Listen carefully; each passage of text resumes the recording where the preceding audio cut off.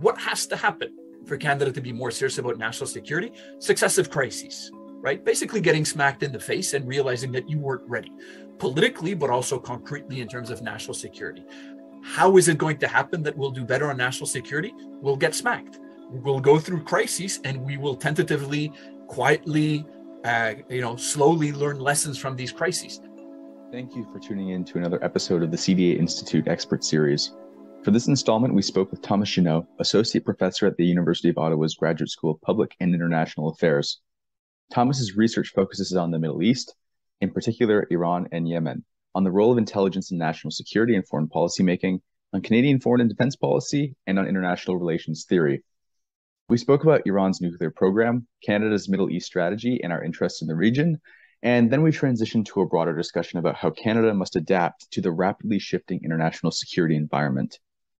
Thomas, thanks for joining me today. Great to have you. To kick off our discussion, I'm wondering if we can speak about Iran's nuclear program a bit. Now, Iran's nuclear program has recently been framed as galloping ahead with limited visibility from the international community. President Biden has stated that the U.S. is prepared to use force to stop Iran getting nuclear arms. What is Iran's nuclear strategy moving forward? First of all, the issue of galloping ahead. This is not a term that I would use, and it's a term that others use, and that's true. But people have been saying for basically 30 years that Iran is galloping ahead with its nuclear program. And if Iran really was galloping ahead with its nuclear program, it would have had a nuclear bomb a long time ago. And even though there are some uncertainties in terms of exactly where Iran is at and where it wants to go, there is absolutely no doubt that as of today, in 2022, Iran does not have a nuclear bomb. And it's not that close from a nuclear bomb either. So the galloping ahead dimension is not probably the best way to frame it. It is making progress, and that is not good news. That is absolutely true. But Iran has been very careful over the years, over the decades, to kind of calibrate its progress, its provocations, to make sure that it never goes too far to a point that it would really trigger a massive response, whether military or otherwise, from the United States. So progress, yes. Problem, yes. But galloping ahead, probably not. The visibility point, another part of your question, is a very important point because the international community has always had limited visibility on Iran's nuclear program. And that's normal, right? Every country is secretive about their nuclear program, especially a dictatorship like Iran that has hostile relations with the US and most of the rest of the world. In recent years, it's become worse. And we can break that down later on if you want, but partly because, as you may remember, the Trump administration withdrew from the nuclear deal in 2018 that the Obama administration had agreed to in 2015 with Iran. One of the consequences of Trump's withdrawal from the nuclear deal, the JCPOA, as we usually call it, is that Iran either reduced access or in some cases kicked out inspectors from the International Atomic Energy Agency, the UN's nuclear agency that was charged with monitoring the respect of the nuclear deal. So one of the consequences, paradoxically, of Trump withdrawing from the deal is indeed less visibility on the program, and that's a problem. Point number 3 is, what is Iran's strategy? One of the last parts of your question. That's a really difficult question. We've been looking at Iran's nuclear program for decades, and we're still not sure what exactly its strategy is. My view, which is, maybe my best educated guess, is that Iran is doing what we call nuclear hedging, i.e., it is building the ingredients and knowledge necessary to be able to build a nuclear weapon, but it has not actually made the decision to build a nuclear weapon yet. It is keeping that decision maybe for the future. That may be wrong. Maybe it has made the decision to build a nuclear weapon and we don't know. Or maybe it has clearly decided that it won't and it does not intend to change its mind. These two extremes are possible, but I'm sort of in the middle. And just to emphasize that aspect, the public position of the United States intelligence community is consistent with what I just said, right? That nuclear hedging position. Last point in your question is the use of force. The Biden administration, President Biden himself, repeated that recently, notably as part of his trip to the Middle East. He had said it before. It is more or less the same position as Trump, Obama, Bush, before him, that the U.S. is willing to use force as a last resort to prevent Iran from actually acquiring a functional nuclear weapon. That's the U.S. position.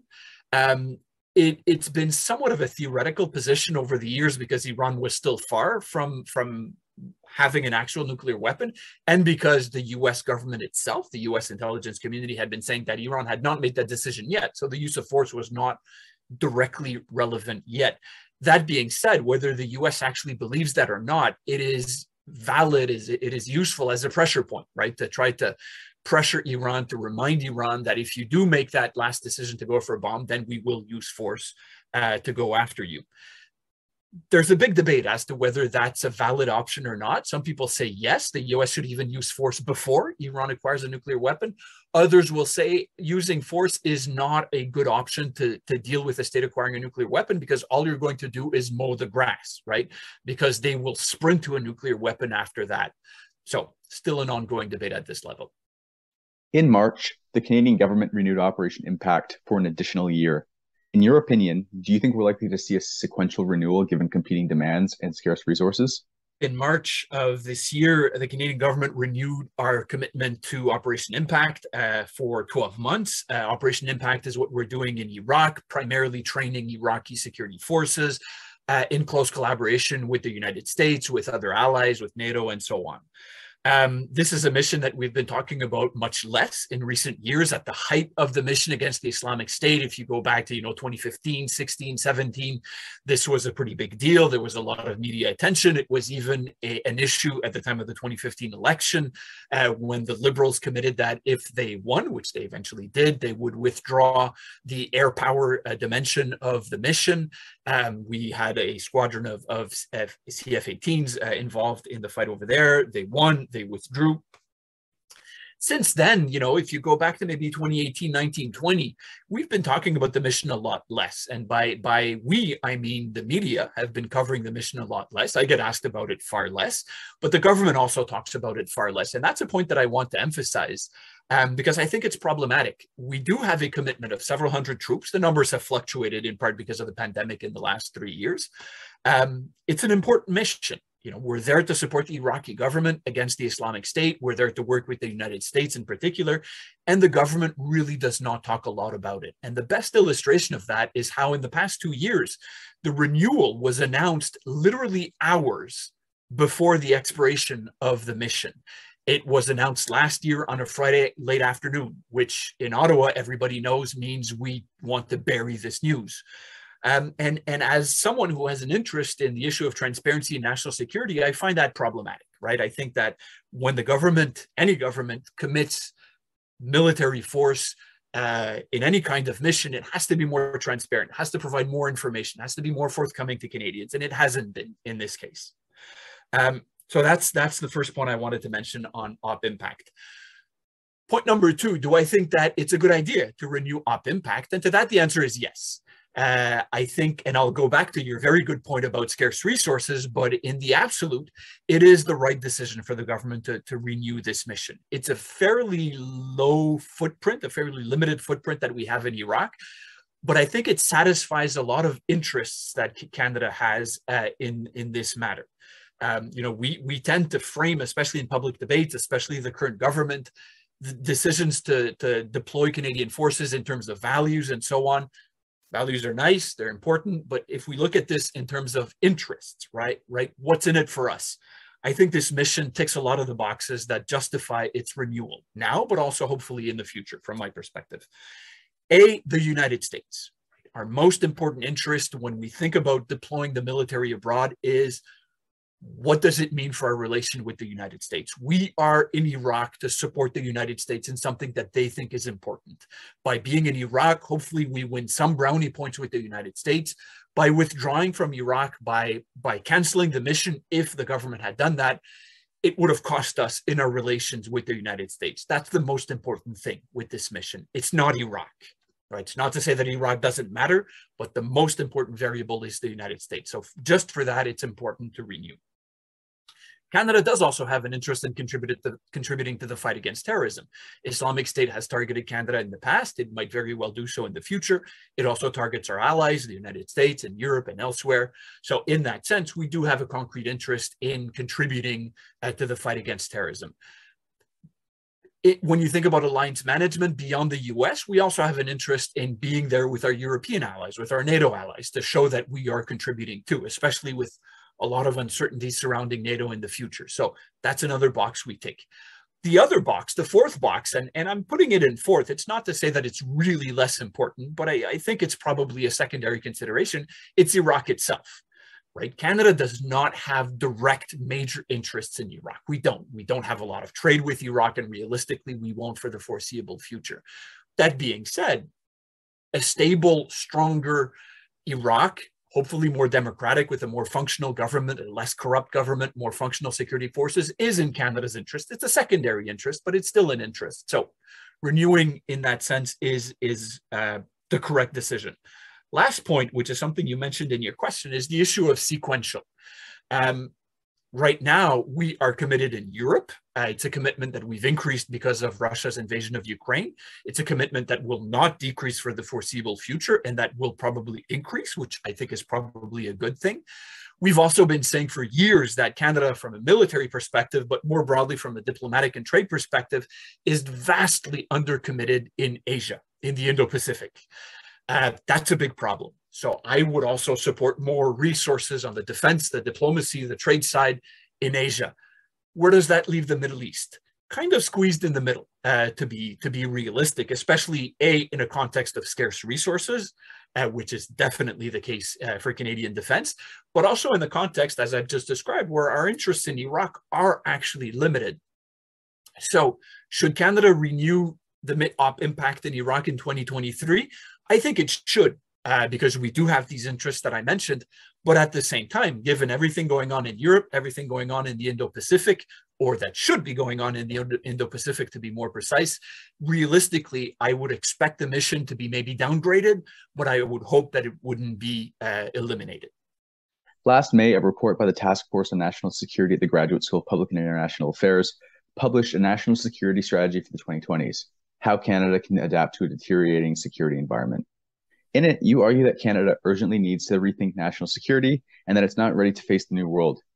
As one of the directors of this project, I'm wondering if you could elaborate further on what our peers, particularly Five Eyes partners, have done to better situate themselves and to mitigate the challenges of this evolving security landscape, and possibly what we can learn from them. This is a task force that I co-led with Vincent Rigby, who retired now about a year ago as National Security and Intelligence Advisor to the Prime Minister. Before that, Vincent had a career in PCO, in defense, and foreign affairs. He was actually my first boss when I started in defense 19 years ago now. We put together a task force with 11 people associated with GISPIA at Ottawa U, where I'm a prof.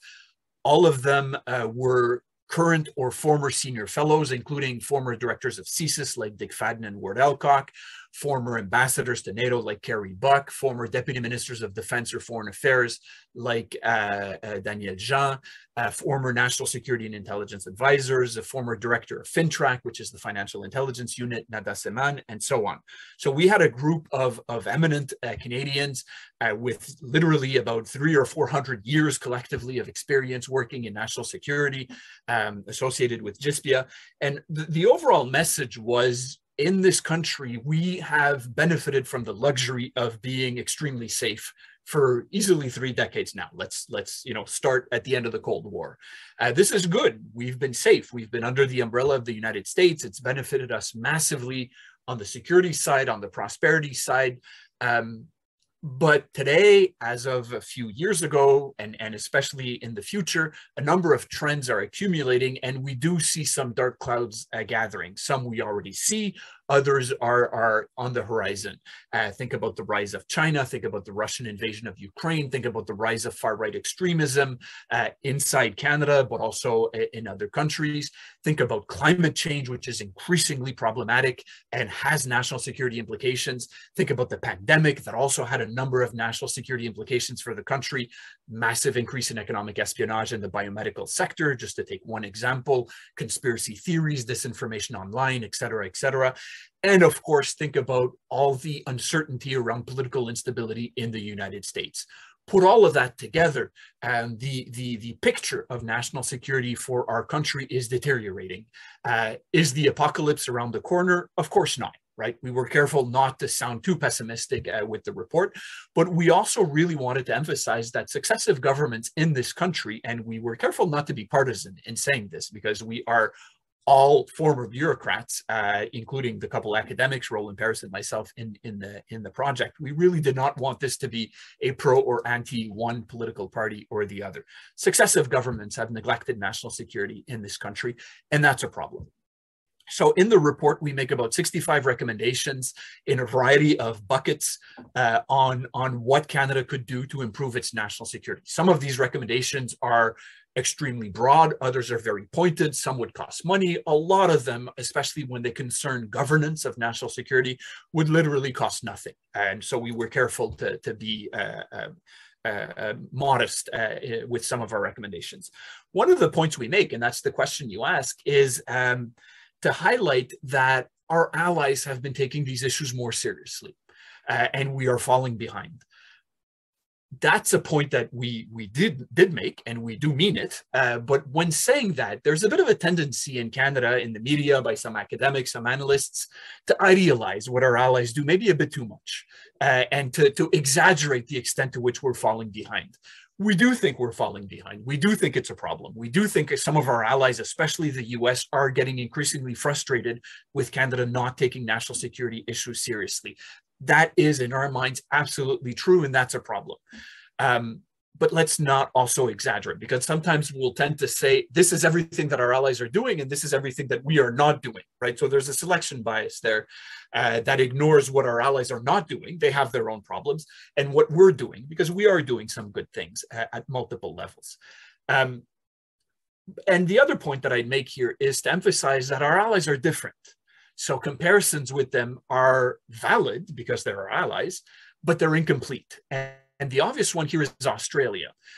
There's a lot of Canadians saying Australia is doing so much more than we are. They're so much more serious than we are. They have such a more mature national security culture than we have, which to some extent is true, even if we easily exaggerate it.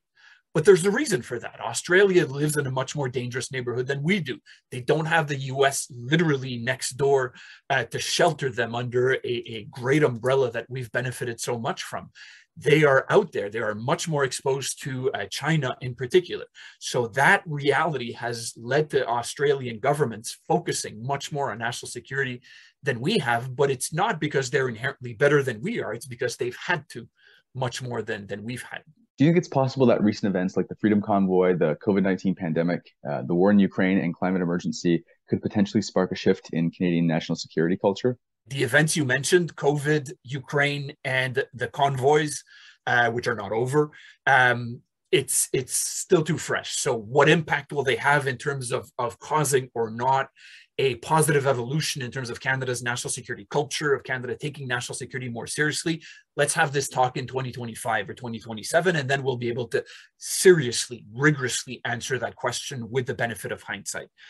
The other point that I'd mention is that if I tried to project forward, I do think that events exactly like the ones you mentioned, the national security implications of the pandemic, the war in Ukraine, the convoys, and the rise of right-wing extremism in Canada more generally, are the kind of things that collectively, cumulatively, will lead to Canada taking these things more seriously. Because what has to happen for Canada to be more serious about national security? Successive crises, right? Basically getting smacked in the face and realizing that you weren't ready, politically, but also concretely in terms of national security.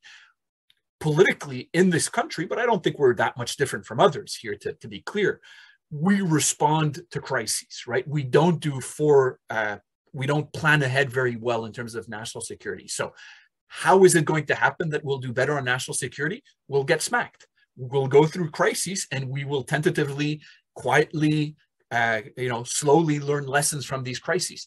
Look at the pandemic. The pandemic is 2.5 years old now. As you know, I said we need the benefit of hindsight for Ukraine and the convoys. For the pandemic, we have a bit. We've learned a lot. I published a book, or co-edited a book with Leah West and Amar Amarsingham, that came out about 6 months ago, on the national security implications of the pandemic for Canada. And we looked at a lot of these factors. The intelligence community in this country learned a lot from the pandemic. It learned how to manage remote working for a lot of its staff. It learned how to engage with the private sector a lot more. CSIS and CSE in particular are reaching out to the private sector to help them be protected against economic espionage for the biomedical, biopharmaceutical, the research sector in academia, far more today than they were 2 years ago. Right? It's a huge improvement. It's very positive. It's not all bleak. Should there be more improvement of this type? Of course, a lot more. But things have been happening. So with time, I think there will be steady progress. Climate change is in the longer term a massive national security issue for Canada. We didn't talk much about governance issues, right? How to reorganize the Canadian intelligence community. There's a lot of work that has to be done at that level. And we could go on. The US, right? Political instability in the US. What if Trump wins? There's been a fair bit of media attention on this issue in recent weeks, which I think is good because we need to talk about that. So all of these matter, but I want to pick on the one of climate change because it's one that is more abstract and it's one that people maybe think about a bit less.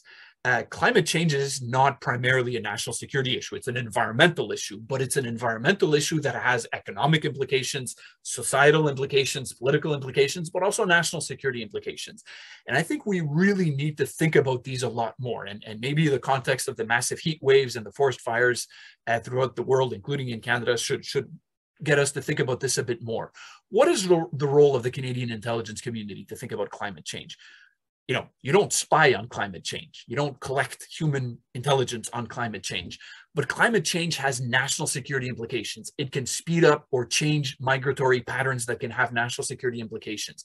It can intensify civil conflicts or intrastate conflicts elsewhere in the world that can have national security implications here. Similar to the pandemic, climate change, as it intensifies in the coming years and decades, one of the most critical economic sectors in Canada will be technologies to adapt to climate change. So you can fully expect that China will be massively trying to steal intellectual property, probably already is, at this level.